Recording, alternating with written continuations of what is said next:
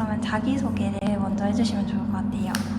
네, 안녕하세요. 저는 경희대 경제학과 21학번으로 재학 중인 최도훈입니다. 네, 그리고 지원했던 학교랑 학과들, 그리고 출연하시게 된 동기를 같이 묶어서 말씀해 주시면 좋을 것 같아요. 네, 저는 편입을 2번 했었고요.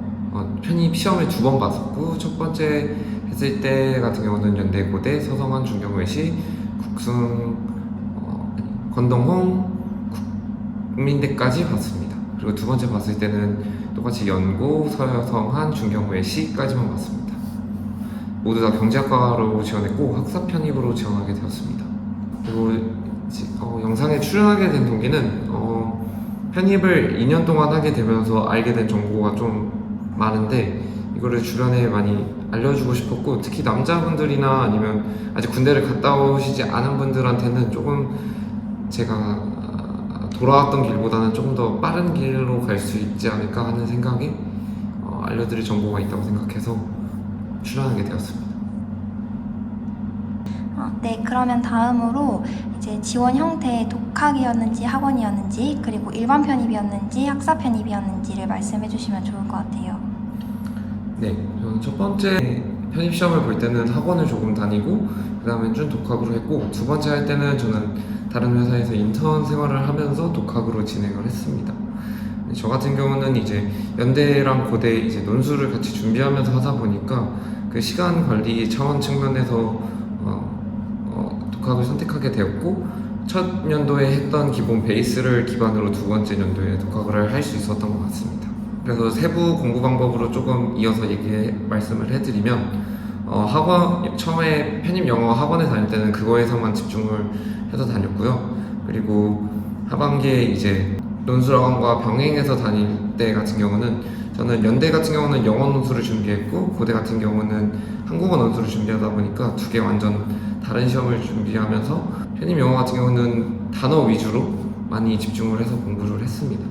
두 번째 연도에 이제 인턴과 병행할 때에는 그때도 유사하게 단어 위주로 많이 공부를 했고, 문법이나 어휘나 논리 같은 경우는 양치기, 흔히 말하는 양치기로 문제를 많이 풀면서 기본 베이스를 문제 분량으로 채워나가는 그런 형식으로 진행을 했습니다.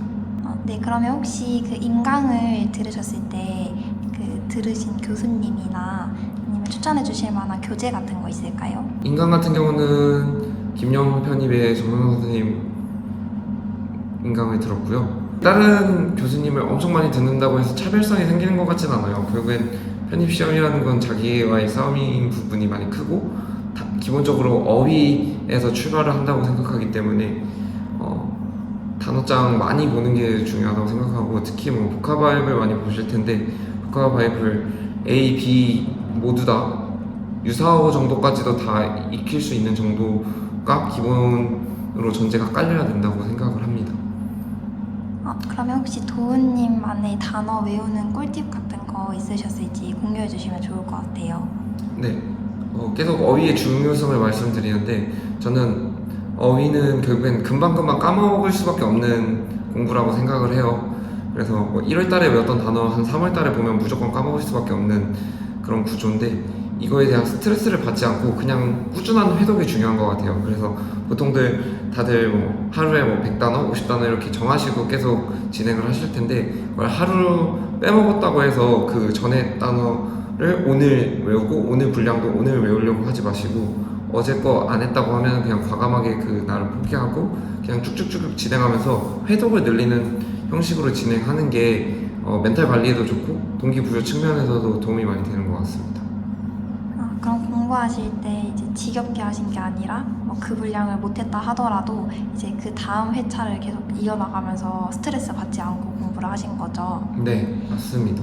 편입을 보통 많이 준비하시는 게 3월 달에 준비하시거나 아니면 1학기가 끝나고 아마 준비하실 텐데, 이제 하반기부터 준비하시는 분들 같은 경우는 마음이 급해지는 경우가 많아서 스트레스를 많이 받거나, 아니면 처음부터 준비하시던 분들 같은 경우는 이게 의지가 점점 떨어지거든요. 그런 부분에서 많이 어려워하실 텐데, 그럴 때 그냥 항상 루틴으로 짜놓고 하루 루틴이 안 맞는다고 하더라도 그냥 그 다음날 루틴 계속 지키면서 나아가는 게 더 최선의 방법이지 않나 생각을 합니다.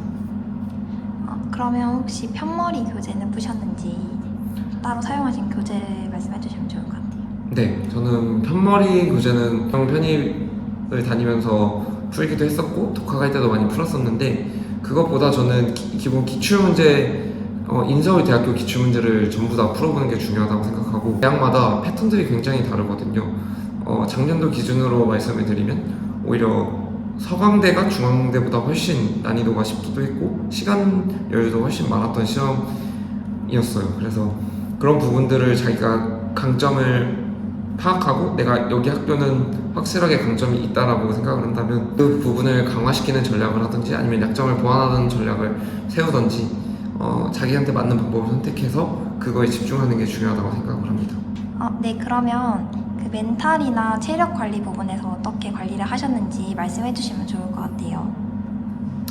네, 저는 첫 번째 편입을 준비할 때는 특별히 멘탈에 흔들림은 없었던 것 같아요. 저 같은 경우는 학점은행제를 준비를 하고 두 가지 논술 전형을 준비하고 편입 영어를 준비하다 보니까 그냥 하루하루 해나가야 될 일들이 너무 많다 보니까 멘탈이 흔들릴 여유도 없었던 것 같은데 두 번째 할 때는 조금 슬럼프가 왔다고 느꼈는데 그런 부분들은 저는 조금 일을 오히려 하면서 해결할 수 있었던 것 같아요.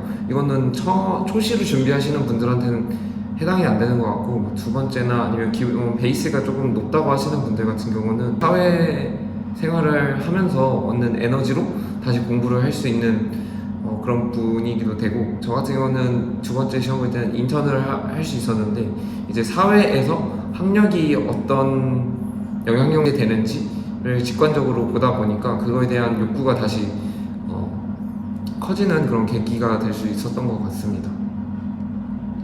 그러면 몸이 바쁘니까 이제 정신적으로 힘들 겨를이 없으셔서 따로 슬럼프가 오시지는 않았다고 생각하시는 걸까요?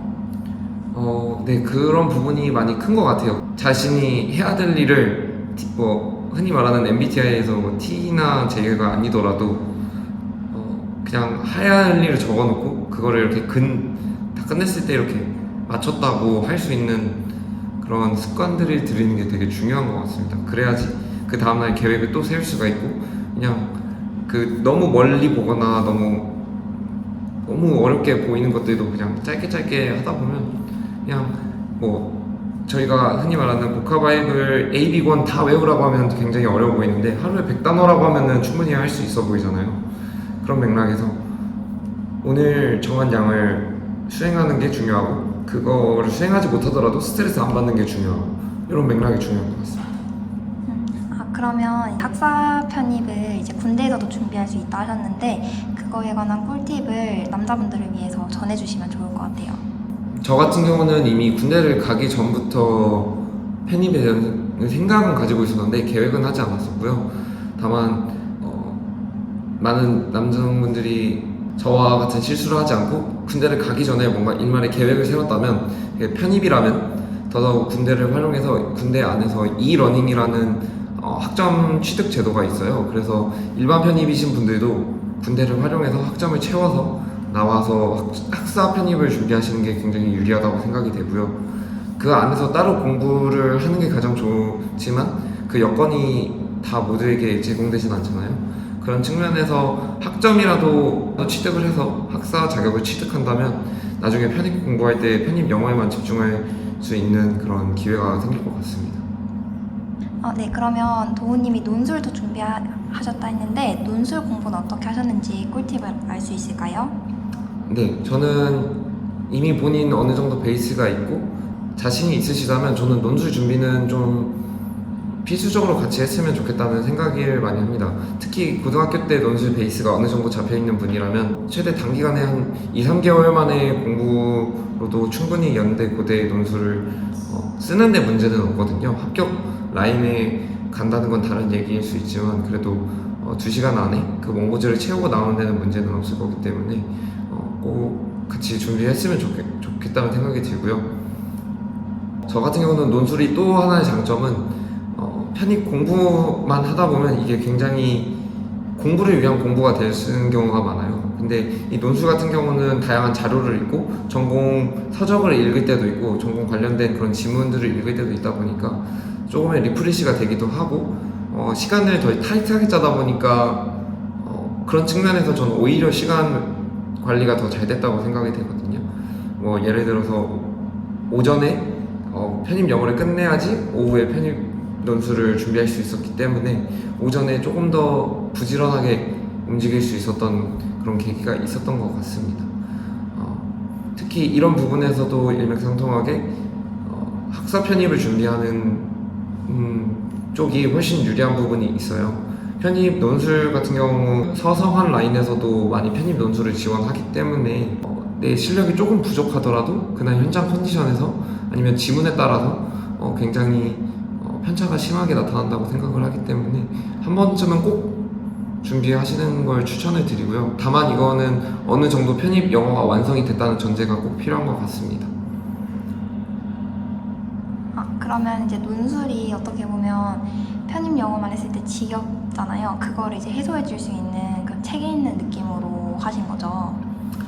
네, 저는 기본적으로 제 논리를 세우고 뭔가 이걸 글로 풀어내는 거에 대한 되게 흥미를 가지고 있어서 이런 부분이 있었는데 이런 거를 조금 어려워하시거나 지겨워하시는 흥미가 없으신 분들이라면 좀 어려울 수 있는데 대학교 최상위권 대학교를 목표로 생각하시는 분들에게는 대학교 가서도 똑같은 뭐 레포트를 시작하거나 소논문을 쓸 때도 다 일맥상통하는 부분들이 있기 때문에 충분한 연습을 하는 게 결국엔 도움이 되고 저한테 가장 이점이 됐던 거는 남는 공부라는 그런 생각을 많이 했던 것 같아요. 편입 영어 같은 경우는 되게 휘발성이 강하고 내가 이걸 왜 공부하고 있는지에 대한 방향성을 잡기가 굉장히 어려운 부분이 있는데 편입 논술은 그에 반해서 꼭 지금 당장 이 시험이 아니어도 내 사고력과 논리력을 키우는 데 도움이 된다는 그런 생각을 많이 할 수 있어요. 그래서 그거를 활용할 수만 있다면 꼭 추천을 드리고 싶습니다. 네, 그러면 도우님은 이제 편입을 2번이나 하셨고 그리고 또 굉장히 그 과정에서 시행착오를 많이 겪으셨을 것 같은데 편입 재수생분들을 위해서 그리고 지금 현역생분 중에 슬럼프를 겪고 계신 분들이 많으세요. 그분들을 위해서 하시고 싶은 말씀 있으시면 해주시면 좋을 것 같아요. 일단 편입 공부 너무나 지루하고 삶에 좀 의지가 없는 삶의 의지를 박탈시키는 그런 공부라고 생각을 하는데 그런 부분에서 굉장한 일을 하고 있다고 생각을 하고 와서 경희대를 편입하고 와서 보면은 정말 편입생 분들이 정말 하시는 일이 많아요. 다들 뭔가 삶의 의지를 가지고 뭔가 주도적으로 해내는 부분들이 많다고 생각이 들어요. 그러니까 편입을 하고 나서도 뭔가 학교 생활을 잘 할 수 있을까? 같이 어울릴 수 있을까? 이런 걱정 전혀 하실 필요 없고 그냥 들어와 보면 또 자기만의 영역을 구축하고 또 자기가 하고 싶은 게 생기고 그러다 보니까 우려하시는 부분들은 전혀 현실이 되지 않는 것 같습니다. 다만 제가 가장 말씀드리고 싶은 것들은 남자분들 같은 경우는 꼭 1, 2학년 분들이 이걸 보고 계신다면 군대 입대와 함께 편입을 한번 생각해 보시는 걸 정말 추천드리고 그리고 학점 은행제를 진행할 때 저희 이제 편입 이후에 학점 인정 신청 제도라는 게 있어요. 기존에 있던 학점들을 저희가 경희대 학점으로 변환시키는 과정인데 그 과정에서 자기가 전공과 관련된 수업들을 최대한 많이 들어놓는 게 추후 학교 생활을 하는데 이점이 많거든요. 예를 들어서 학점 인정을 하나도 받지 못한 편입생 같은 경우는 2학년 내내 전공 수업만 들어야 되는 상황도 올 수 있어요. 근데 그런 경우 같은 경우는 전공 인정 학점이 꼭 필요하기 때문에 제 4학기 만에 졸업을 못하는 경우가 대부분이고 좀 수업을 따라가는 6전공으로만 다 수업을 듣다 보니까 이 다른 대외 활동을 하는 데에 부담을 많이 갖게 되더라고요. 그래서 꼭 학점 인정을 고려하셔서 자기가 신청하는 전공 원서를 쓸 전공과 관련된 수업들을 최소한 한 3개에서 4개 정도 충분히 들어주는 게 중요하다고 생각을 합니다. 이상입니다. 네, 출연해 주셔서 감사합니다. 네, 마지막에 인사해 주세요. 네, 오늘 촬영 초대해 주셔서 너무 감사하고 편입하는 거 너무 어려운 거 아닌가 화이팅 하셨으면 좋겠고 나중에 경희대 오면 같이 재밌는 학교 생활 했으면 좋겠습니다. 네, 감사합니다.